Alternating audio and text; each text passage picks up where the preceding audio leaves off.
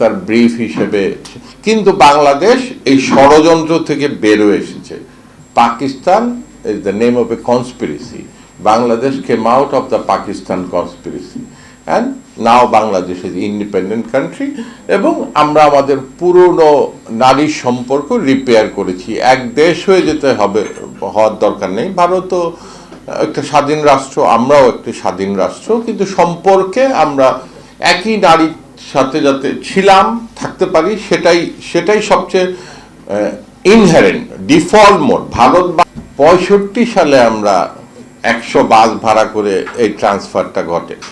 সুতরাং আমি তো মোটামুটি ওই পারেরই লোক। বাংলাদেশের সম্পর্কটা সুসম্পর্কই হচ্ছে ডিফল্ট। এখানে যদি কোনো কোহেসিভ ডিপ্লোমেসি বিএনপি জামাত আমলে যেটা করা হয় সেটা কোনোভাবেই কাঙ্ক্ষিত না, এবং ওটা দিয়ে কোনো লাভও হয়।